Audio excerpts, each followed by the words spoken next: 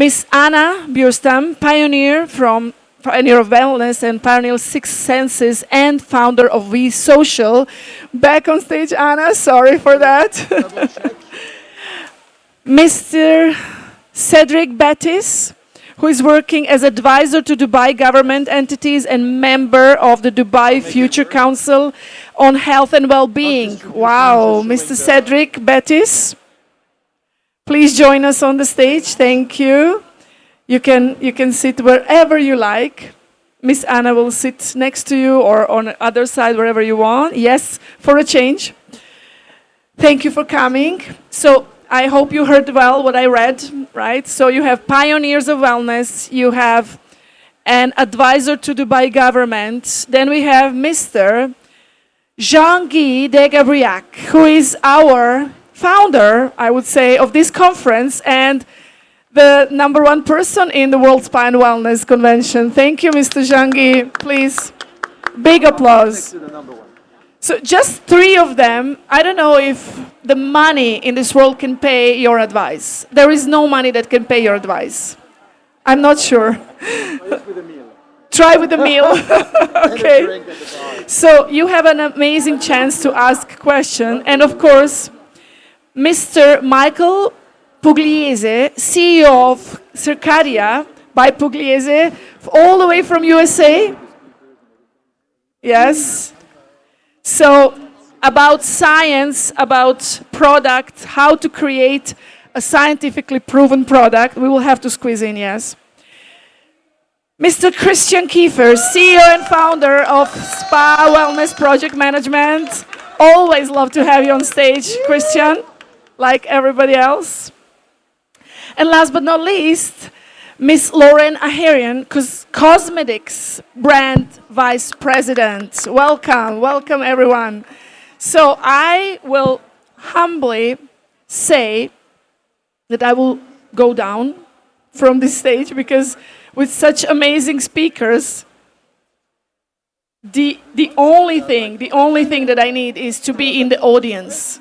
So I'll be in the audience, I'll give you mic, and we will ask questions. So this topic is literally about you asking them whatever bothers you, whatever is in your mind. Please do not refrain from heavy questions, because I'm sure this selection here of people, of experts, can give answers to anything. So I'll just go down with a mic and ask the first question. Is there any question here? Saudi Arabia? Yes. Yes, hello, good afternoon. My name is Hannah. I'm currently moved to Saudi Arabia and I'm working with the Miraval, the Red Sea. It's a new project upcoming in the Shuro Island, Red Sea Global Project. So I have a question for everyone. With all technologies growing on the market, we just discussed it, what do you think the future? Yes, we will have different technologies, the wearables, chambers, cryo, everything, but will we go at some point to basics? If the technologies can create more stress for us, so for example, if you wear the watch or you test yourself and you're stressed, but I didn't feel myself stressed, but now I'm super stressed because someone told me, oh my God, you're stressed, you need this, and pay me more money. Or it's your personal, I would say personal opinion. For you personally, what you choose? Basics, like the nature, light, water, breathing, or technologies, which is a kind of a quick fix? So what is your opinion on this? Thank you. I think everyone has to answer. So I will start if you don't mind.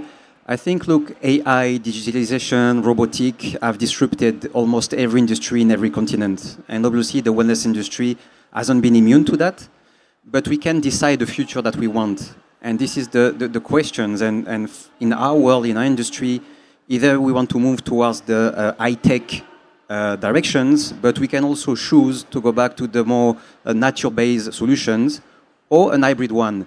So I agree with you that, every day we're bombarded by notification, message, and we constantly stimulated, so we never rest physically and mentally.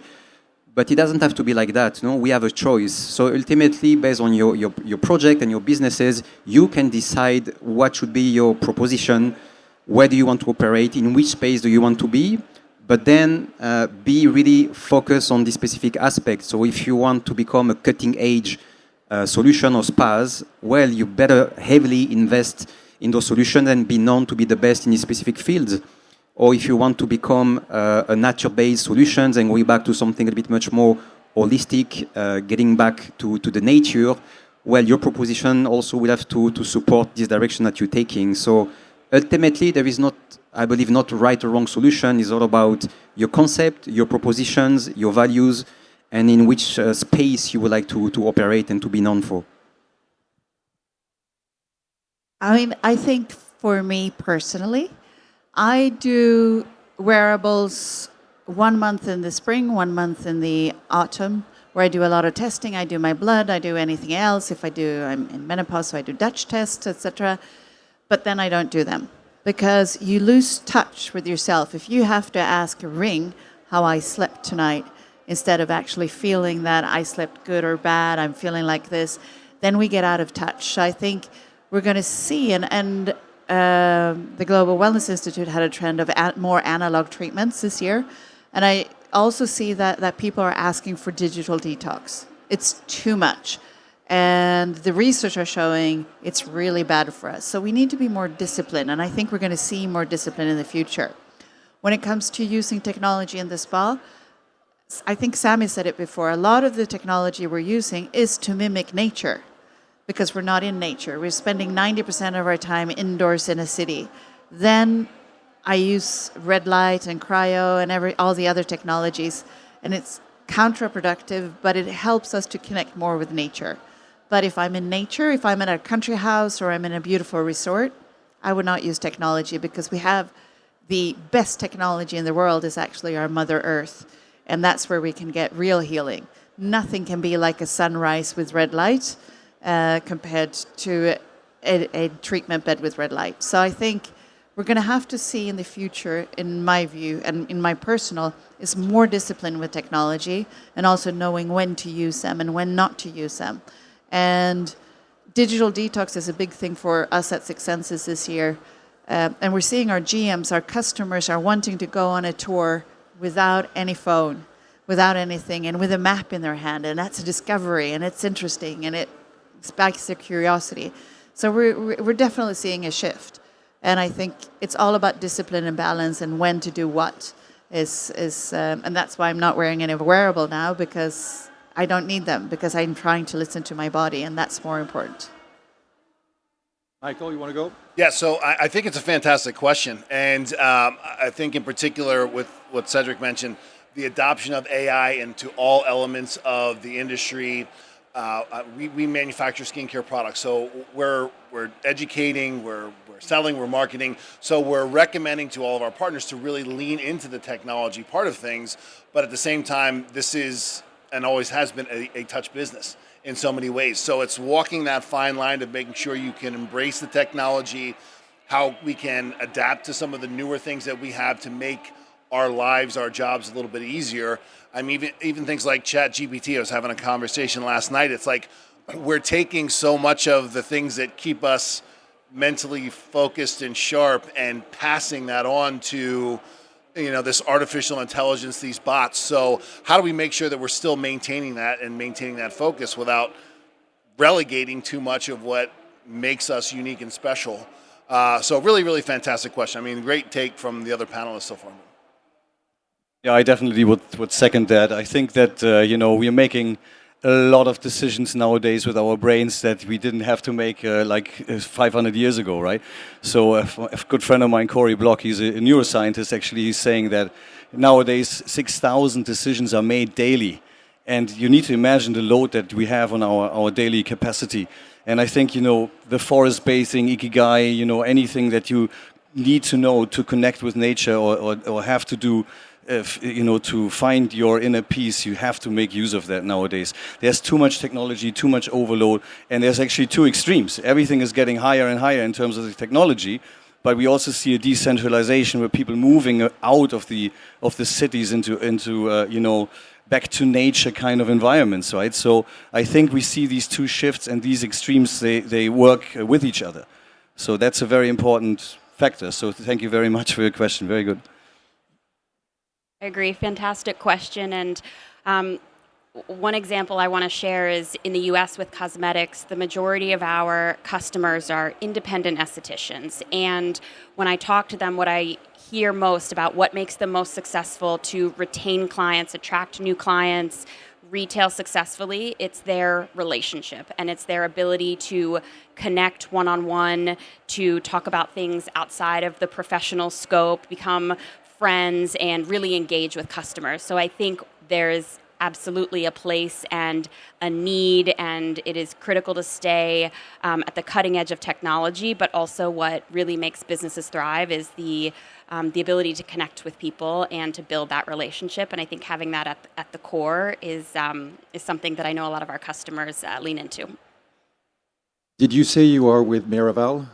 So I think you do you and you let the other guys do them. I mean, you have two trends, the overachievers, the performers, the guys who have all the wearables and they want to perform. You have the age benders who want to have a biological age that is lower than their chronological age, and you have biohacking and everything like this. And then you have high tech on one side, and then you have high touch and high intentions. And when people go to Miraval, whether in Phoenix or all your other properties in the US, it's about disconnection, it's about the desert, it's about nature. And the therapists you have are not therapists, they're healers, they're midwives in the way that they help you deliver the best part of yourself when you need to take a step aside from who you are or the persona that you have or the weight that is on your shoulder because you're someone famous or having so much responsibilities. And I've been to Miraval 3 times now, and I see people, and they're just free. They have a T-shirt, they have nothing. The only wearable I have is a pearl from Fiji, and it's not telling me how many steps I did. I just look at it, and I'm far away back to Fiji. So you do you let them do it, but you do you as well as you do yourself in the US now in Saudi. That's the main challenge. I think so. But she's come from Dubai. That's she was in Dubai. Right. So they took her to Saudi now. Yeah. Like many others are moving. So any other questions? Oh, we have a lot. So, yeah, first. Hey everyone, Mert from Malta. I feel like I've asked a question every panel, so I need to stop saying this. It's a privilege to have this much thought leadership in one room. I appreciate this. I think across these panels that we've been having the last 2 days, the common theme has been around training, so I'd like to unpack that a little bit more, especially in Malta, at least for me. We have 6 spas, and so when you're talking about training and when you're talking about scale, how do you guys tackle training? I think service is at the core of what we do with or without technology. How do you tackle training tactically? What's the cadence that you recommend? And also, I would like to acknowledge sometimes that we're not necessarily. I mean, sometimes we're short-staffed. We need to attract any and every talent that we can get with varying levels of the command of the English language, etc., etc. So that obviously adds another layer of challenge for the training aspect. So again, tactical knowledge would be really helpful. So I'd love to hear what you guys do at scale, especially those of you with multiple franchises or multiple outlets. Thank you. Always amazing question. I'm coming to you. Don't worry. So for us, it's actually very difficult because we are having so many different treatment modalities, right? We do hospitality wellness, so we don't only do treatments like massages, facials, body treatments. We do a lot of other detox, cryotherapy. We have healers employed. We do the IV. We do it all. But the thing is, how do we get that education level across the group? So what we do is we looking at our champions. We have training champions that we actually use, where we identify this is our strong training individuals in the team. So we can't expect the product houses to be there every week. We can't expect, the representatives of these machines to come in every week. There's a lot of movement. Now we have, I think, close to 200 staff. So it's very difficult to do that from an external source.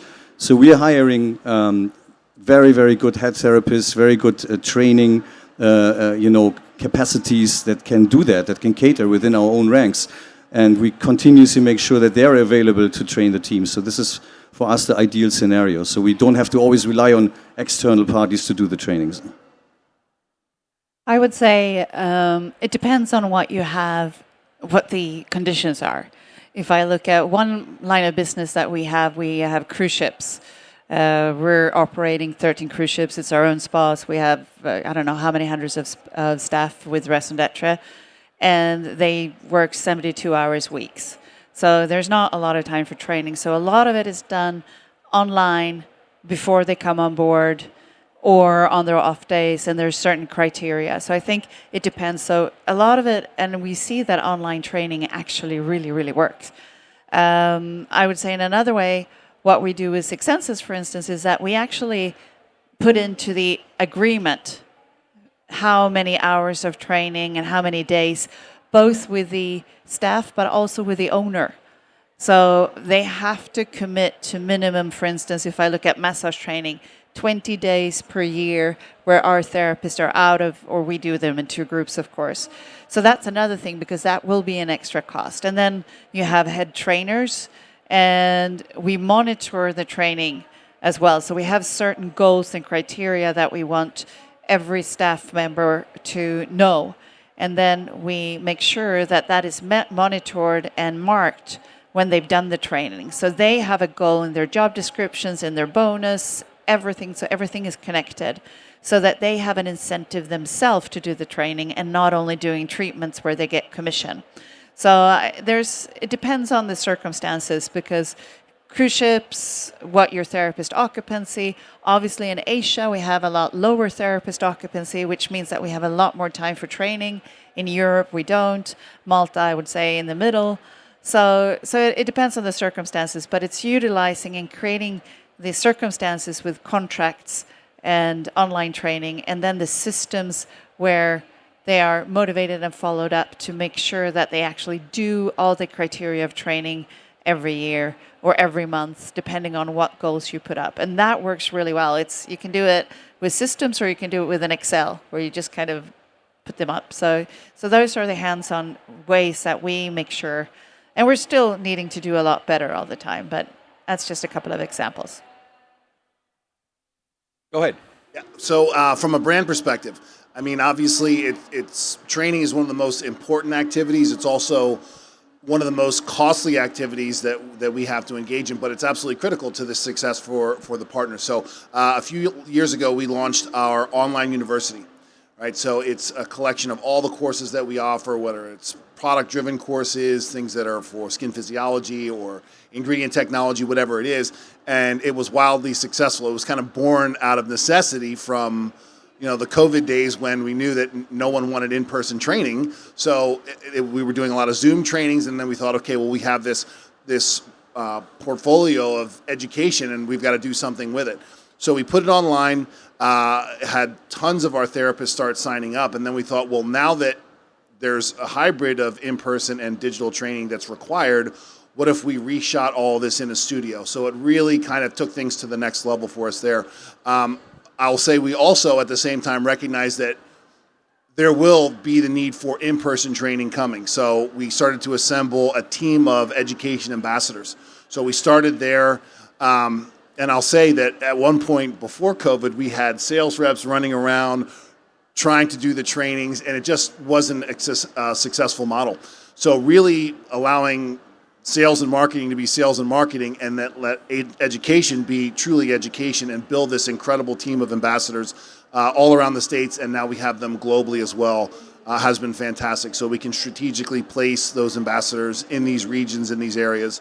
But it's both. It's making sure that you have access to in-person, which is required. You still need that hands-on, that practical, but also having the access to the digital, because it gives the therapist the leisure of doing it at their own time. Plus, it also gives them the certifications that they need. So it's been very successful for us. I completely agree with both points. I think making the training mandatory or part of the expectation, really setting expectations as this is part of the job and part of what will make you successful as an esthetician, as a therapist is essential. And then also the hybrid in-person and online training. I think what I see as most successful after the training. So once you have the training, how do you ensure that the information resonates with the staff and that they're committed to the follow-up is really trying the products. So whether it's products that they're using in the treatment room or products that they're recommending, finding a way for them to systematically have access to the products and try the products, we found that really takes it to the next level, and once you have the training, creates that investment from their perspective.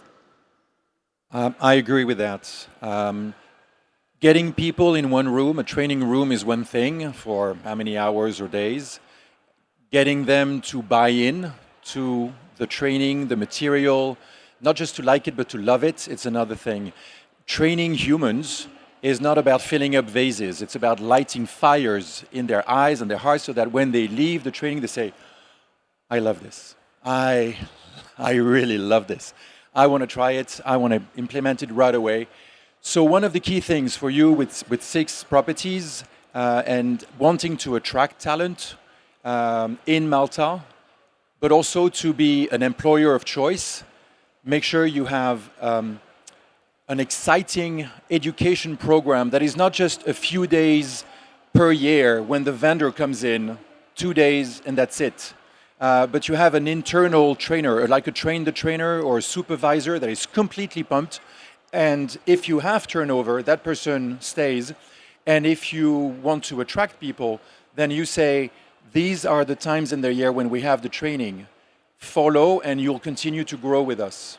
True, some owners or GMs say, why would I train my team when maybe they leave at the end of the training? It has happened. I have seen after a training, someone leave the following week. I'm done. I'm good. Now I can sell myself for a higher price. Okay. Then that person, we know what kind of values he or she has. But if you have that progressive, exciting curve, then they want to learn with you. And then you become an employer of choice, not just someone who's training a team hands on hire. If I may add to that as well, I think absolutely right. And it needs to be measurable, it needs to be sustainable. You know, I would even go that far to say, give that internal trainer the authority to say, when am I going to open up that therapist in the system for performing that treatment, right? So they should be deciding, is that girl ready or not? And that will be done by the head trainer on site. Just to add on all those feedback, I think training also is closely linked to personal development. So training, in principle, it's the minimum requirement for any organization or service provider or supplier to give the tools to employees to learn the skills to deliver specific services to clients or to customers. Where at the same time, if we look at it from an employee standpoint, they've got also their own responsibilities, to develop themselves. So you cannot only outsource your personal development to the company you're working with. This is great, but we should, as an employee, invest into our own personal development.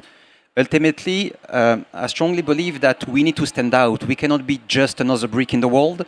It sounds a bit cliche, but it's very important for employees to take their destiny within their own hands. So I agree with everything that has been shared. It is very, very important for companies to invest into training towards their own staff, while at the same time, on the flip side, it's very important for any employees to look after themselves and to do their own training online, digitally, physically. And quite often, companies also are investing towards that. They tell them, okay, choose, pick up whatever you want for your personal development. It might be something irrelevant from your current jobs, but we want you to become a better individuals. We want you to become a better person, a better leaders, and we want to give you also opportunity to grow either within our own organizations or to find another organization, which is totally fine. Because I agree that some GM, they don't want to invest because there is the fear for employees to leave. But if you don't train them, they're gonna deliver a very miserable experiences. So it's better ultimately to invest and to grow your colleagues so that they can stay with you But the reality, they're not going to stay with your organization for 20 years. Let them go, it's fine, you know, you're going to be part of their journey, and good for you to have the best personal development system in place. So I think we need to look at, when you look at training, we also correlate for training and personal development, and ultimately it's a shared responsibility.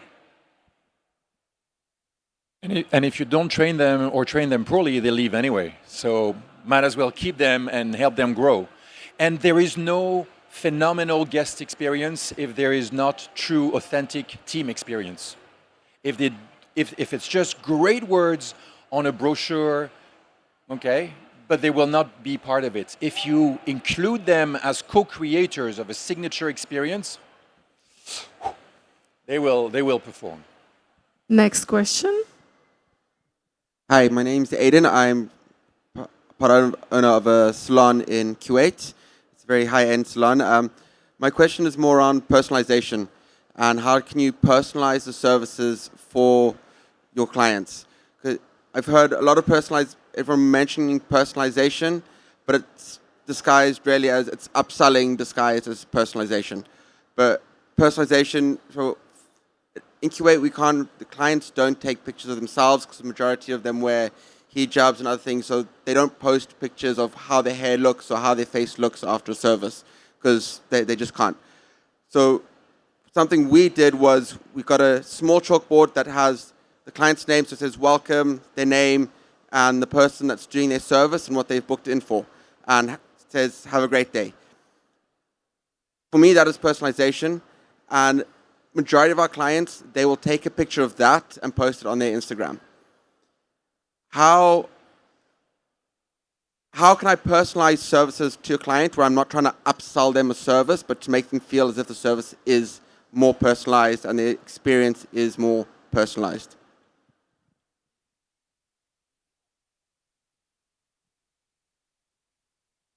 If you can have your therapist and your receptionist better conversationalist, it's hard for me, for them to have a better conversational skills rather than manual technicians or people behind a reception desk, if they can have that conversation and they can ask a few questions and then they can deliver a few answers that will activate a switch in people's mind where maybe in Kuwait or here in the area, people can buy in certain places, 5-star palaces, anything they want. But having a real conversation with someone about themselves, better understand how their microbiome is working, how their body is working, and if the team is not just skilled in techniques, but has a culture in wellness about the quality of your sleep, how you eat, how you move, how you put your mind to rest sometimes, and how you have a better sense of purpose, then that helps for that person to say, wait, I'd like to know more. And especially if the treatment is fantastic, then the trust ratio is fantastic. Then whatever you do leads to another, and rebooking and rebooking and rebooking. Then you can extend from a one treatment to a series of treatments to a program, and then the people don't feel they're sold to. People want to buy, they just don't want to be sold to, and they will be upsold. They will go through upselling. I'm French, sometimes it's hard for me, give me a break. Okay, you get it, right? Wow, of course. Anyone French who understands me? So maybe that's the way. Circadia, Pugliese, Michael? Yeah, and I'll make this one brief. So customization, right? So we do a lot of surveys. We survey our staff, we survey our clients, and what the data shows outside of internal surveys is that more than 75% of consumers are seeking out customization, personalizations, brands that offer a level of customization, not just in the treatment room, but what the recommendations are for going home. So that's something that we were doing already. We have since really, really leaned into that. We have what's referred to as our mixology concept. So it really requires a very diverse back bar of treatment products that are available to do something like this. So just knowing that there's so many different reasons why a client might be coming to the spa, coming to the therapist specifically to get that treatment, whether they're looking to address a specific skin condition, whether it's relaxation, whatever it actually is.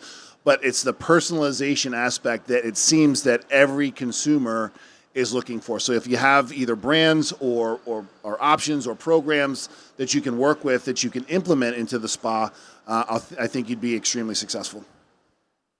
And I agree with what everyone has said so far, but also a way to personalize is to measure. And it's a way, and then how do you find quick ways on how to measure? And we've tried a number of things. One of the most successful that we have in all our locations is a biomarker screening. And we do a very quick, non-invasive medical grade 2 one that's accurate, that they can do. And we don't need to sell them anything. It's just a matter of how do we create the best treatment. We had another thing that was actually really good, but it's difficult to utilize. But in Singapore, when we had a hotel there, we put a Chinese doctor in the hotel reception. And anyone who checked in was free of charge, able to go to the Chinese doctor for a short consultation. And people absolutely loved it. And it was simply that they could get the right amenities up to the room. We could recommend spa treatments. We could recommend things that they can do depending on what the Chinese doctor says. So anything, and especially in the Western world, anything that we can help for them. We do sleep measurements for our guests as well, where we put in a sleep ring, not the Aura because that takes 2 weeks, but another ring that we've found that is very accurate and good, is to weigh, if we can measure and we can show them, because that's what we in the Western world likes, we like data, then we can personalize. And in addition to what Jean-Guy and everyone else said, with the right staff that can ask the right questions, but a measurement and find those small ways, quick wins onto measure. And as I think Sammy said, find that gap, what they are needing, and then say, this is how we can personalize your treatment today or your experience. Yeah, I think the trust and rapport barrier and breaking the ice is obviously, one of the most important things, what Jean-Guy mentioned. And I think it's a big difference if it's a first-time visit or if it's a return customer, right? So obviously what we do is we have our guest preference database where we really lock down every aspect of the guest. If somebody's saying, I had to move out of my house, I'm distressed or whatever, it is literally in the database, and the reception would ask upon the second visit, how are you feeling today? Did the move go well? So it's already, that ice is already broken, and sometimes they're really surprised how they can remember all of that stuff, right? But it's all in the database. It's all locked in the guest preferences in the guest database. And another thing I think is also the language barrier, what we feel here in Dubai. You rightfully said that, Anna. We have hired a lot of Russian receptionists. We feel that it's very important to adapt to the guest mix in-house, because they like to talk to the people that understand them the most.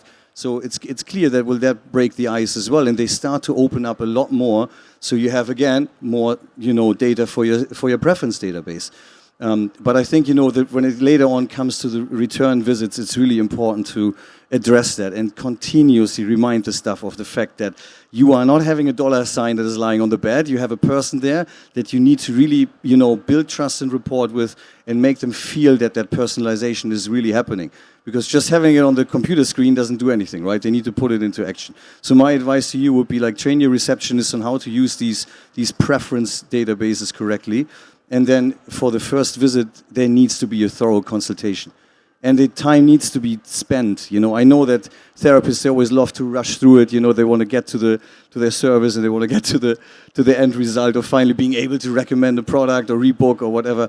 But that initial consultation, how that consultation is structured, that is key to building up that trust and rapport.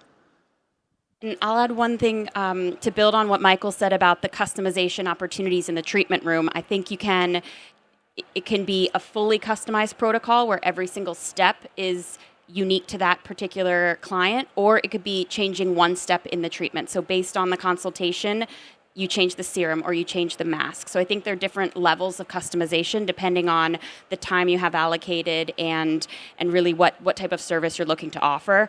When it comes to building a regimen, one of the tips that I've heard from one of our top retailing clients is that they will have, I know upselling, everyone fears upselling and you don't want to be perceived as a salesperson in the treatment room, having your client bring in their current skincare regimen and understand just by having them bring it in, you can see what their price point is, how many steps are in their regimen, and you can learn a lot about them without having to ask those questions and put them on the spot and make them think you're looking to sell a product. So another tip for your staff. I just wanted to add one little last piece to the data conversation, since we've all mentioned the data already, is more than 80% of those consumers that are seeking that personalized, curated experience are willing to recommend a location or an experience to one of their peers, family member, someone like that. So they're, again, tying in some type of referral program, which is obviously, you're talking about managing your location, a referral program to take that personalized experience and then drive more business back into the spa. One last thing. I'm like Inspector Colombo. There's always one last thing. Key thing that has worked wonders for years is train your team to speak spa. Not to speak English or Russian or French, for that matter. Over the years, over 20 years of training people and teams and cosmetic brands, we have included in the training, do you speak spa to your team? And not just for French people, to speak with international guests so that they don't feel strange or foreigner. Who is the person in front of you? Is it a newcomer? Is it a regular of spa, someone who has gone to spas already, maybe not regularly to yours, but that person has already a culture of going to a spa? Or is that person an aficionado? How are you going to wow that person? I will not go into the details, but you don't wow someone who comes for the first time and gets a gift certificate because of a wedding or because of a birthday, to someone who goes regularly, or someone who has been already trying Pijat Bali in Bali or Thai massage, and they know the difference between Wat Po and Chiang Mai with the whole hospital. Maybe it's someone who has been to Hawaii and you offer maybe a Lomi Lomi. From which island? What do you mean, which island? I was trained in Dubai. So the whole thing is, how do you speak to them? How do you get to that wow? How do you get to evolve so that when they get out of your spa and out of the treatment, they have a story to tell to their friends? Something that, especially for aficionados, they don't just go to a beautiful spa. They tell about their experience at the beautiful spa the next time they have a lunch or tea with their friends or cocktails. So they have something that they say, oh, you have been there, and what do you think? And then, ooh, they say something, and they seem important to their friends. They have a statute. So how do you help clients know more about themselves as a human? And how do you help them also shine socially? Because some people like to do that with the environment when we are. I will just add on that there is always a good thing with, having the right milk for them in the coffee, because sometimes they don't like milk.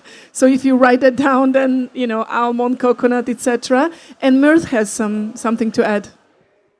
So in my past life before spa and wellness, I worked at Boston Consulting Group, and personalization was a big area of focus. One thing that has not been mentioned too much is digital and leveraging tech for personalization. So we use personalization before the customer even comes to the door.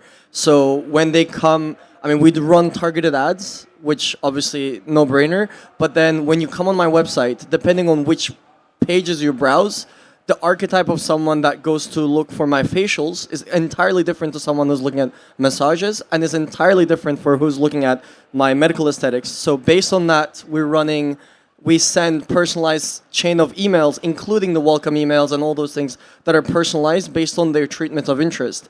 All that data gets logged into the CRM. So then when, even to Chris's point, it's good that they come in and my agents can enhance their CRM profile with their conversations, but based on their digital movements, I know exactly what pages they visited. So I already know, okay, this person's interested in facials and what facials they've clicked on. And if they've chatted with my agents online, that's on their profile, and that chat history is on their profile. So even if my customer receptionist who hasn't chatted with them or who hasn't sold it to them can read that chat transcript and can see all of that. And again, that's all the data that you need to personalize.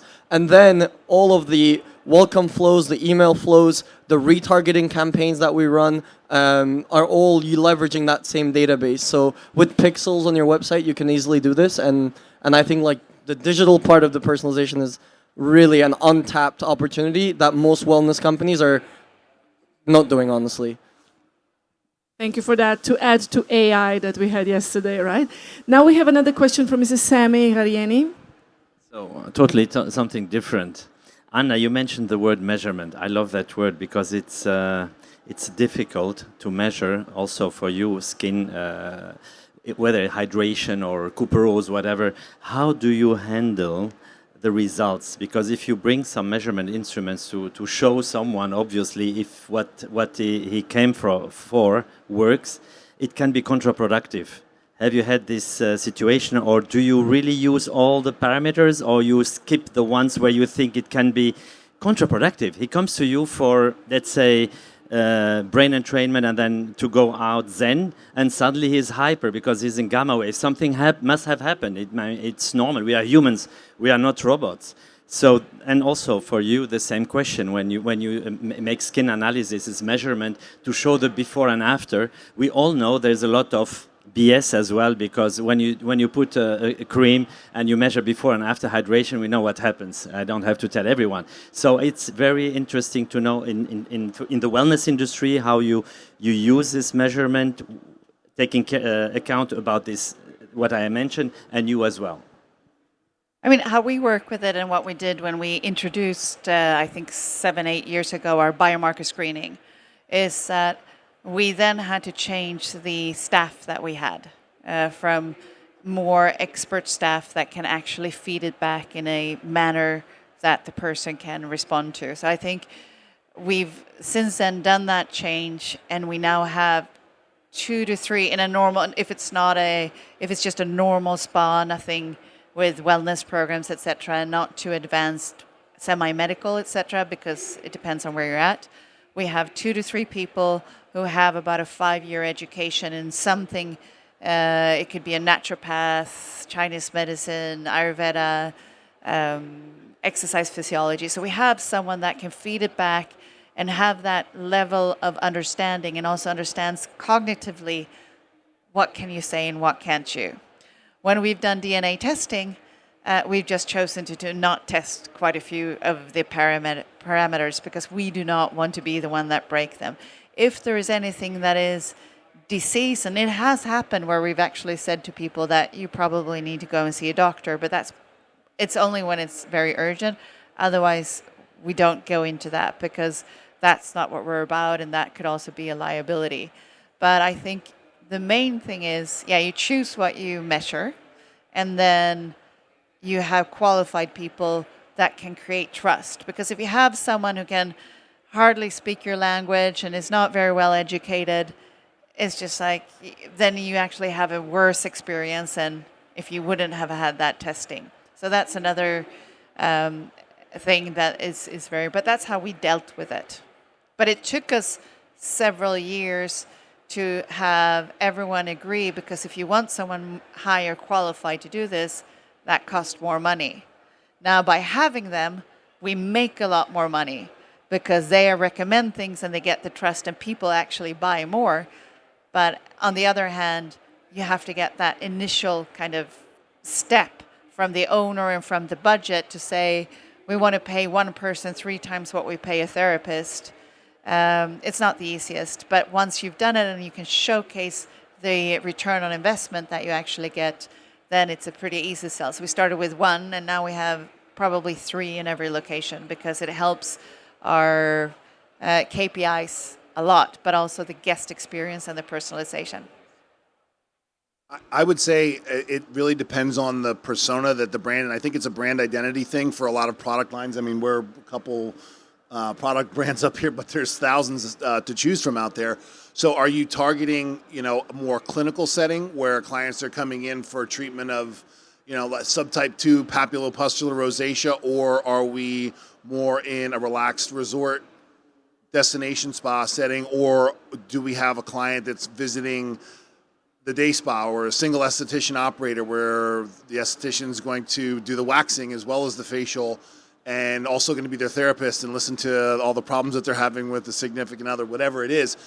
And then what is the expectation for that client of the results that they're actually seeking? So obviously in a clinical setting, you've got to provide those results. I mean, the product brands are out there are great. There's a ton of great brands that are there, but what is the persona, the silo of business that that brand is targeting the most. And then what are the tools that you're typically going to see in that setting? Do you have a $25,000 Visia analytical piece of equipment that's going to show vascularity and pigmentation irregularities and porphyrins and P. acne bacterial content on the skin? Or are we just using a mag lamp at the day spa to see what am I seeing with my eyes, right? So I really think it's where are the treatments being offered are going to vary in those different answers. Can I?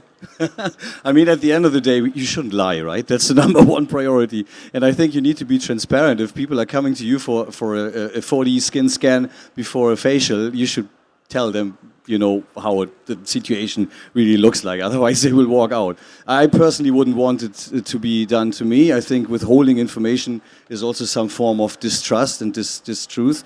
So I think it's very important to have the right level of education. So obviously what you guys have done in Sixth Sense is putting people there that really can communicate these messages is absolutely essential. But again, not everybody might be able to afford it. So it's always, it's a very fine line, Sammy, right? You have to find that middle ground to say, you know, maybe say something that is very good first that you have found during the you know, analysis, and then you can drift into something more negative and more critical. But I think all these all the results should be communicated in full transparency.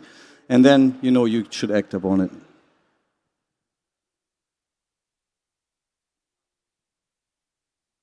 Sorry for the inconvenience, but we have a next question. Do you want to comment on this one? Yes? Ask the question because during our clinical tests that we've done, we realized that some of the machines that do not bring what we thought logically and through our scientific advisory board would work. This is why I asked the question. So, and then we had to stop and then go another way. So, as again, we are only humans, and we can. It's a complex thing because we don't talk a lot about it. We talk about KPI stuff, blah, blah, blah. But this is, I think, very important because what we do, treatment on face or machines, it's all about what it really does. That's true. And it is that German talking from you, right? Genau. Hi, my name is Nawal Al-Masri. I'm a wellness consultant, neuroscience and mental health background. I've been an activist for the past decade in Dubai, Saudi, Montreal. My question is, how do you view the integration of creative healing as a transformative modality into wellness offerings, and have you ever explored it before? What is creative healing? I expected that. So creative healing modalities are art therapies, drama therapy, comedy therapy, photography therapy, modalities in the creative field. We all know the creative field is scientifically proven to be a form of healing. Great that you asked that question. No, and I'll start again. I was just talking to Alex and Diletta from Siggy Bay, Sixth Senses. They are bringing in, for instance, right now, for the LOSIS and two Arabic calligraphists that can be used, because I mean calligraphy is an amazing way of healing, and actually the energy that you have and the stroke and the cadence which you do something is actually having a real effect on the body. So we do that in places where it kind of works. Here in the Arab countries, we have it in China. What we've done in Douro as well is that we have a painting easel which people can come and paint in, and that has been also very well received. So a lot of the painting we've used. We're also working on a new art program in Sixth Senses where it is interactive art more, and which also we've looked at art that can actually measure where you're at in your sympathetic and parasympathetic nervous system, if you're stressed or not, basically. And also we're looking at having more sensory interactive art which can be good. So if you can have digital art that is good for creativity, You can have digital art that is good for relaxation. So those are the things that we have, but I think we've only tapped the surface of it. And art therapy and creative healing, which I didn't know it was called, is something that I think we can do a lot more of, because it kind of makes you, when you do something, and it brings the child. When we did, I'll just go for 2 seconds more, when we did our Grow with Success program for kids, we saw that kids do not want to just lay down and get a massage. They want to create and play with it, so they have to actually create the massage oil and blend it and do things, and then it's fun to do it. And I think by doing what I now know called creative healing, you bring in that inner child in us, and also so that we connect with ourselves in a different way. So I mean, you probably know this a lot more, but we are on a path, and I'm very interested in personally, with that type of variety, as well as if you might already, some of you know, is very interested in shamanic healing and other healing, and all of those modalities. We've been talking about tech here. Those are really, really important to bring in. We just haven't discussed them in this forum that much, but I think those are almost more important than the actual measurement. And I mean, in Maryville, for instance, you have horse therapy, and equine therapy is again one of the most wonderful healing therapies there are. So, yeah, for sure. Sorry. I really appreciate that question, because actually we do it in Wellbeings and Raya Wellness as a core of our offerings. So we have, in our relaxation areas, we have an art corner, we have mindfulness activities that we do for the therapists as well as for the clients. So everybody can do that who is actually in the spa themselves. We also do art breakfasts, we do candle making workshops. Now we did for the kids, we did that soap bath bomb workshop, and everything is like kind of mindfulness activities, right? And you can literally measure that. Normally, when we didn't have these setups, people were spending maybe 15 minutes, 20 minutes max in the relaxation area. Right now, they don't want to leave. They're sitting there with the singing bowls and with their canvases, and even Play-Doh we have in the relaxation area. But it is mindfulness activities. People just relax. They just sit there. They just enjoy, and I think this whole mindfulness aspect, may it be with small mini workshops or may it be in your relaxation area as a setup, as a mindfulness corner, it is absolutely working for us. So I think, thank you very much for that creative design aspect or creative healing aspect. It is very important, and it does work for sure.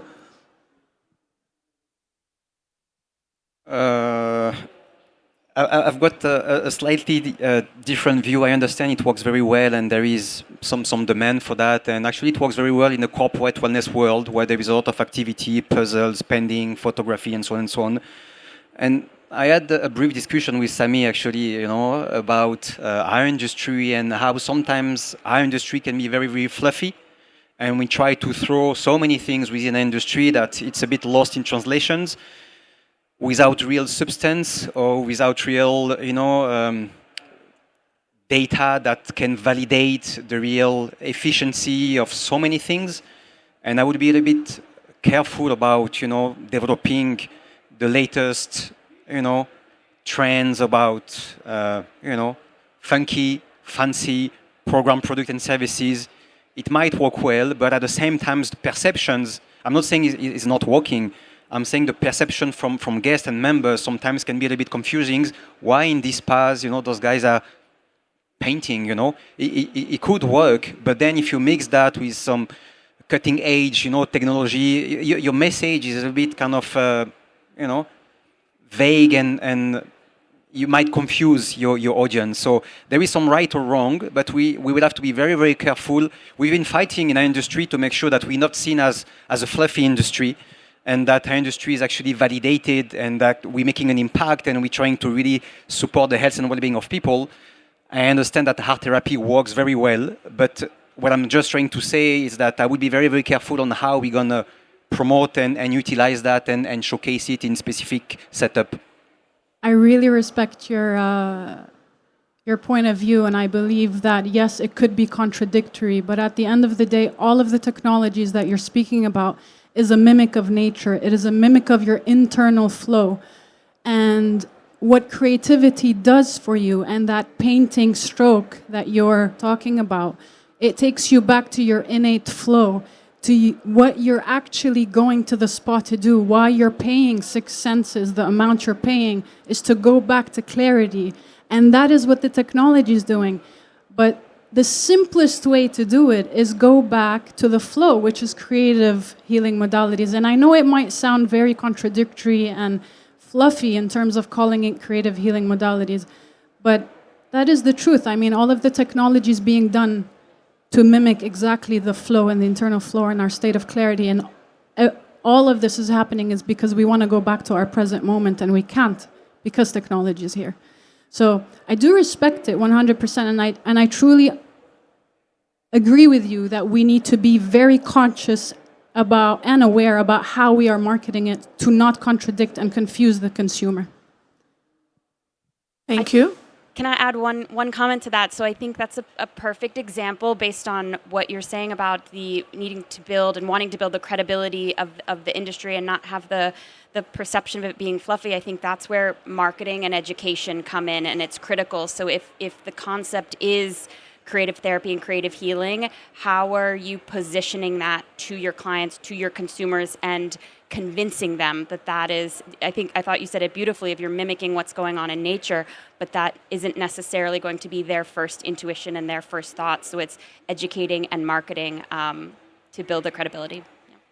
I think in Cedric's defense, I think what he was referring to was, you should keep a focus on what your core offerings are, right? So if you're a spa in a luxury setting, you better focus on the core offerings. I said that yesterday as well, right?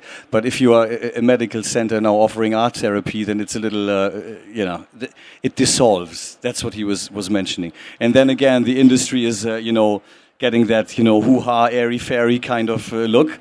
And that's also not what we want. So I agree with that as well to one extent. I mean, in our centers, it's all about well-being and wellness and, holistic healing. So that's the right fit for that concept, right? But if it would be a medical setup, or if it would be a 5-star spa in a different corporate hotel, I don't know if that would work. I don't know. Thank you so much. Please, big applause for our speakers and panelists.